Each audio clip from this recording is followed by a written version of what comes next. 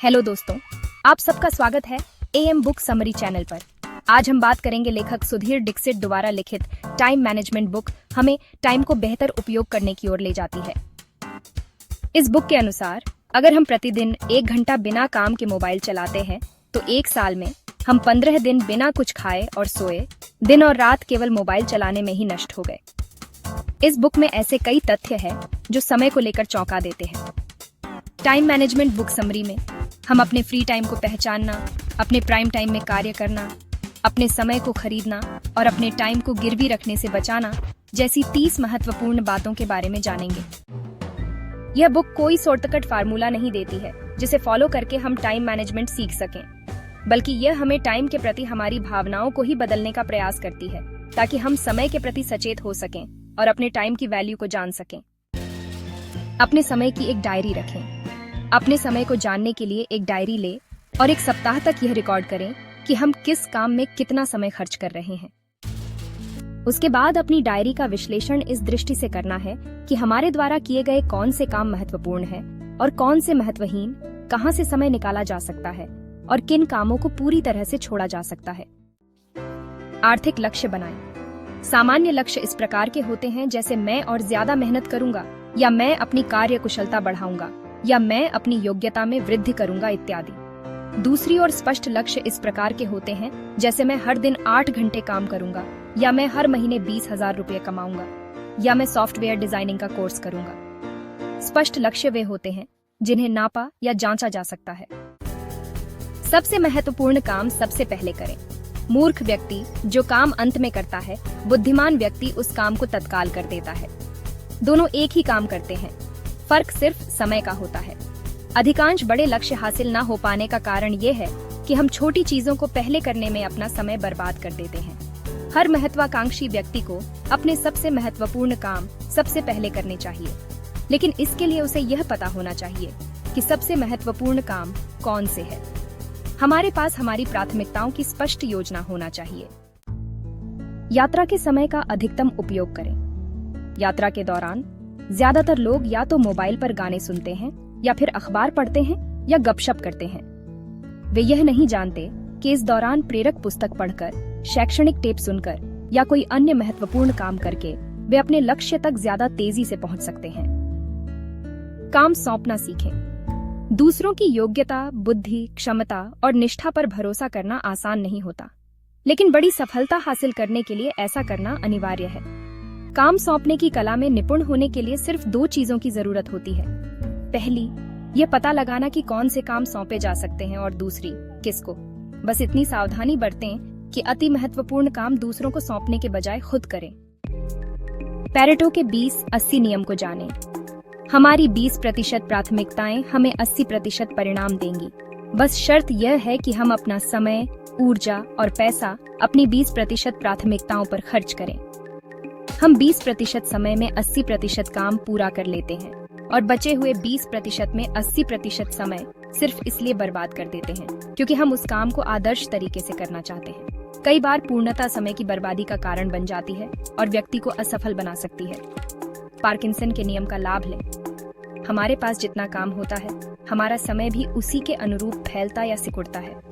यानी अगर हम कम समय में ज्यादा काम करने की योजना बनाएंगे तो समय फैल जाएगा और वे सारे काम उस समय में पूरे हो जाएंगे। दूसरी ओर, अगर हम उतने ही समय में कम काम करने की योजना बनाएंगे तो समय सिकुड़ जाएगा और उतने ही समय में हम कम काम कर पाएंगे। जो व्यक्ति बड़े लक्ष्य बनाता है वह अपने सीमित समय का सर्वश्रेष्ठ उपयोग करने में सफल हो जाता है, जबकि छोटे लक्ष्य बनाने वाला अपने समय का बहुत कम उपयोग ही कर पाता है। टाइम टेबल बनाएं। अपने समय का एक टाइम टेबल बनाएं ताकि हम अपने आज के महत्वपूर्ण काम आज ही निपटा सकें। इसके लिए हम 2 प्रकार से कार्य कर सकते हैं। पहला, पूर्ण टाइम टेबल बनाकर जिसमें हम पूरे 24 घंटे की योजना बनाते हैं, और दूसरा, संक्षिप्त टाइम टेबल बनाकर जिसमें हम सिर्फ सीमित समय की योजना बनाते हैं। कर्म में जुट जाएं। हम सब जानते हैं कि बिना मेहनत किए हम सफल नहीं हो सकते, परंतु आश्चर्यजनक बात यह है कि इसके बावजूद हम मेहनत से जी चुराते हैं, काम को टालते रहते हैं, मूड न होने का बहाना बनाते हैं, समय या संसाधन की कमी का तर्क देते हैं, यानी काम करने के अलावा सब कुछ करते हैं। यदि हमें सफलता चाहिए तो कर्म में जुटना होगा और तब तक जुटे रहना। जब तक कि हम सफल ना हो जाएं। यदि हम समय का सर्वश्रेष्ठ उपयोग करना सीख लेते हैं तो आगे चलकर समय हमें पुरस्कार में वह वस्तु दे देगा जिसे हम प्रबलता से चाहते हैं। अपनी कार्य क्षमता बढ़ाएं। अपनी कार्य क्षमता बढ़ाने के लिए हमें अपने चुने हुए क्षेत्र में लगातार सीखना होगा और निरंतर नए नए उपायों को आजमाना होगा, जिसका इस्तेमाल करके हम अधिक योग्य, अधिक तेज और अधिक सक्षम बन सकें। इसके लिए हमें उस क्षेत्र के महारथियों से सलाह लेना चाहिए। अपने से कम सक्षम लोगों से तुलना करने से कोई फायदा नहीं होता। अगर तुलना ही करनी है तो अपने से ज्यादा सक्षम लोगों से करें। इससे भी बेहतर उपाय यह है कि अपने पिछले प्रदर्शन से तुलना करें। डेडलाइन तय करें। अगर किसी दूसरे की डेडलाइन नहीं है तो बेहतर यही है कि हम खुद ही अपने कार्यों की डेडलाइन तय करें। शुरुआत में हमें दिक्कत आ सकती है, लेकिन कुछ समय बाद हमें डेडलाइन के भीतर या उससे पहले अपना कार्य पूरा करने की आदत पड़ जाती है। कुछ लोग ये मानते हैं कि डेडलाइन से काम की गुणवत्ता पर बुरा असर पड़ता है। उनकी बात कुछ हद तक सही है, लेकिन यह तभी सही होता है जब आखिरी मिनट पर काम शुरू किया जाए। दूसरी ओर अगर डेडलाइन के आधार पर पहले से ही योजना बना ली जाए तो काम की गुणवत्ता में कोई कमी नहीं आएगी। समय खरीदना सीखें। यदि हम समय के बजाय पैसे बचाने की ज्यादा कोशिश करते हैं तो इसका मतलब है कि हम अपने समय को ज्यादा महत्व नहीं देते हैं। दूसरी ओर जो लोग समय को ज्यादा महत्वपूर्ण मानते हैं वे समय बढ़ाने का हर संभव प्रयास करते हैं। एक तरह से कहा जाए तो वे समय को खरीद लेते हैं। समय खरीदते समय हम कम महत्वपूर्ण काम बाहरी लोगों से करवाते हैं। यदि हमारे 1 घंटे का मूल्य 100 रुपये है और सामने वाला हमारा 1 घंटे का काम 10 रुपये में कर रहा है तो समझदारी इसी में है कि हम उससे वह काम करवा लें ताकि हम उस बचे हुए समय में ज्यादा उपयोगी और मूल्यवान काम कर सकें। भावी लाभ के लिए वर्तमान में त्याग करें। हम सभी के पास एक दिन में 24 घंटे का समय होता है। मुकेश अंबानी के पास भी और छगनलाल के पास भी। सवाल तो यह है कि हम उस समय में क्या करने का विकल्प चुनते हैं। ये इस बात से तय होता है कि हमारे लिए क्या महत्वपूर्ण है, क्षणिक सुख या भावी सफलता। निश्चित समय पर काम करें। हमारे शरीर में एक घड़ी होती है जिसे बायोलॉजिकल क्लॉक कहा जाता है। जब हम निश्चित समय पर काम करने की आदत डाल लेते हैं तो हमारा शरीर उसी अनुसार ढल जाता है। यदि हम हर दिन दोपहर 1:30 बजे खाना खाते हैं तो हमें उस समय अपने आप भूख लगने लगेगी। हर महत्वपूर्ण काम का एक निश्चित समय तय करने से हम शारीरिक और मानसिक रूप से उस कार्य के लिए पूरी तरह तैयार रहते हैं। समय की बर्बादी के गुरुत्वाकर्षण नियम को जानें। जैसे ही हम कोई महत्वपूर्ण काम शुरू करते हैं, रुकावटें सामने आने लगती हैं, अन्य कार्य हावी होने लगते हैं और परिस्थितियां विकट हो जाती हैं। यह और कुछ नहीं, बाधाओं का गुरुत्वाकर्षण है जो हमें नीचे खींच रहा है। हमें इस गुरुत्वाकर्षण शक्ति के प्रति सजग रहना चाहिए। लोगों को नीचे खींचने वाली इस शक्ति से निपटने के कुछ उपाय अवश्य ढूंढें। न्यूटन के पहले नियम का लाभ लें। न्यूटन का पहला नियम कहता है, जो चीज जिस अवस्था में है उसी में बनी रहती है जब तक कि उस पर बाहरी बल का प्रयोग ना किया जाए। ये वस्तुओं पर ही नहीं, व्यक्तियों पर भी लागू होता है। हम जिस अवस्था में हैं उसी में रहेंगे जब तक कि बाहरी बल हम पर दबाव न डालें। यह बाहरी बल दूसरों के दबाव से या फिर हमारे अनुशासन से या हमारी स्वयं प्रेरणा से आता है। यह महत्वपूर्ण नहीं है कि आपने कितने समय काम किया, महत्वपूर्ण तो परिणाम है। कर्मचारी अक्सर महसूस करते हैं कि वे 8 घंटे काम करते हैं, इसलिए उनकी तनख्वाह बढ़ानी चाहिए। दूसरी ओर कंपनी के मालिक सोचते हैं कि इस आदमी ने 5,000 रुपये का काम किया है और इसे 8,000 रुपये तनख्वाह पहले से मिल रही है, इसलिए इसकी तनख्वाह बढ़ाने की जरूरत नहीं है। इसके बजाय अगर संभव हो तो उसकी तनख्वाह कम कर देनी चाहिए या उसे नौकरी से निकाल देना चाहिए। कर्मचारी के लिए महत्वपूर्ण पैमाना यह है कि उसने कितने समय काम किया, जबकि कंपनी के मालिक के लिए महत्वपूर्ण पैमाना यह है कि उसने कितना मूल्यवान परिणाम दिया। तय करें कि कौन सा काम कब करना है। हम कुछ भी कर सकते हैं, लेकिन हम सब कुछ नहीं कर सकते, कम से कम एक समय में तो नहीं। इसलिए प्राथमिकताओं के बारे में सोचते समय हमारा ध्यान इस बात पर केंद्रित नहीं होना चाहिए कि हम कौन से काम करते हैं, बल्कि इस बात पर होना चाहिए कि हम उन्हें कब करते हैं। टाइमिंग ही सबसे महत्वपूर्ण चीज है। सुबह जल्दी उठें। लोग यह तर्क दे सकते हैं कि सुबह उठना उनके बस की बात नहीं है। रात की शांति में काम ज्यादा अच्छी तरह होता है और रात को वे चाहे कितनी भी देर काम कर सकते हैं, लेकिन यह तर्क बेकार है। सुबह 4 बजे उठने पर भी शांति ही रहती है और उसमें काम उम्मीद से ज्यादा अच्छी तरह होता है। मुख्य बात यह है कि उस समय काम की गति भी तेज होती है, क्योंकि शरीर और दिमाग दोनों ही तरोताजा होते हैं। 1 घंटा व्यायाम करें। हमें हर दिन 1 घंटा सुबह अपने लिए निकालना चाहिए, 23 घंटे दूसरों के लिए और 1 घंटा अपने लिए। और इस 1 घंटे में हमें अपने शरीर, अपने स्वास्थ्य और सौंदर्य की देखभाल करनी चाहिए। यह 1 घंटा अपने शरीर को दे, जिसमें टहलना, व्यायाम करना, योगा करना या जिम जाना, अपने शरीर की मालिश करना जैसे कार्य करने हैं। यानी कि कुल मिलाकर शरीर के स्वास्थ्य पर ध्यान देना है। टीवी से सावधान रहें। एक सर्वे में यह पाया गया है कि लोग हर सप्ताह लगभग 17 घंटे टीवी देखते हैं, यानी लगभग 2.5 घंटे प्रतिदिन। इसका मतलब है कि लोग हर दिन अपने पास उपलब्ध सक्रिय समय का 20% हिस्सा टीवी देखने में गंवा रहे हैं। हमारा टीवी बेहतर सेवक लेकिन भयंकर मालिक है। चुनाव हमारा है कि हम क्या चुनते हैं। मोबाइल का कम से कम उपयोग करें।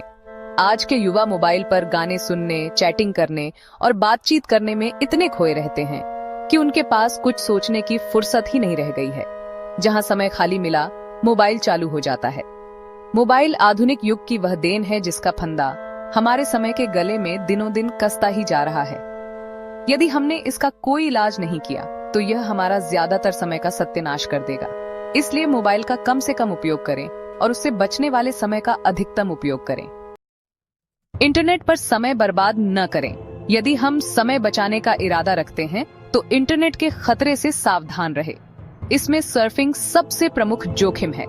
होता यह है कि हम इंटरनेट पर किसी काम से जाते हैं, तभी हमें कोई आकर्षक साइट या विज्ञापन दिख जाता है और हम उस पर क्लिक करके दूसरी ही दुनिया में पहुंच जाते हैं। इंटरनेट के दुरुपयोग से बचने का एक और अच्छा उपाय यह है कि हम ऐसे समय का चयन करें जिसके बाद हमें कोई महत्वपूर्ण कार्य करना हो। इससे इंटरनेट के दुरुपयोग का झंझट ही नहीं रहेगा। आलस से बचें। हमें एक ही बार में ज्यादा भोजन करने से बचना चाहिए ताकि हम पर आलस सवार ना हो। नियमित समय पर कम भोजन ग्रहण करना स्वास्थ्य के लिए सबसे ज्यादा अच्छा माना जाता है। जब हम काम करते हैं तो हमें आलस नहीं आता और हमारी ऊर्जा व एकाग्रता का स्तर भी बना रहता है।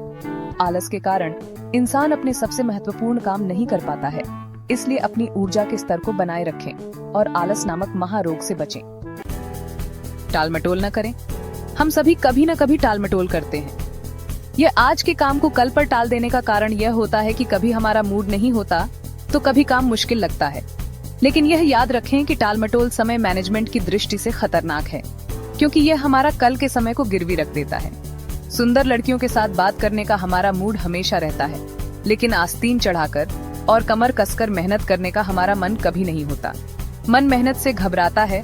इसलिए अगर हम जीवन में कुछ करना चाहते हैं तो मन या मूड के गुलाम ना रहें। मन को अनुशासित करें और मूड हो या ना हो काम शुरू कर दें। अगले दिन की योजना बनाकर अवचेतन मन का लाभ लें। जो काम चेतन मन के लिए मुश्किल है, उन्हें हमारा अवचेतन मन चुटकियों में कर सकता है। इसलिए अवचेतन मन की शक्ति का लाभ लें और एक रात पहले ही अगले दिन की योजना बना लें। हम वास्तव में समय मैनेजमेंट सीखना चाहते हैं तो हमें केवल चेतन मन का ही नहीं बल्कि अवचेतन मन का भी इस्तेमाल करना होगा। यही हमें ऐसे नए तरीके सुझाएगा जिसके बदौलत हम कम समय में ज्यादा काम करने के उपाय खोजने में कामयाब होंगे। बुरी लतों से बचें। उस व्यक्ति का कितना सारा समय बच जाता है जो इस बात पर नजर नहीं रखता कि उसका पड़ोसी क्या कहता, करता या सोचता है। बहस या लड़ाई करने की आदत में भी हमारा बहुत समय बर्बाद होता है। तनाव और बड़बोलेपन जैसी बुरी आदतों से भी बचें। निष्कर्ष। टाइम मैनेजमेंट बुक समरी में हमने 30 महत्वपूर्ण बातों के बारे में जाना, जिसके कुछ महत्वपूर्ण बातें इस प्रकार हैं। हम जितना अपने फ्री टाइम को पहचान सकते हैं, उतना ही अधिक उसका उपयोग कर सकते हैं। हर किसी का प्राइम टाइम अलग अलग होता है, जिसमें वह औरों से बेहतर परफॉर्म करता है। समय पैसे की तुलना में ज्यादा मायने रखता है, इसलिए अपने समय को खरीदना सीखें। अनावश्यक रूप से सोशल मीडिया पर अपना समय न बेचें।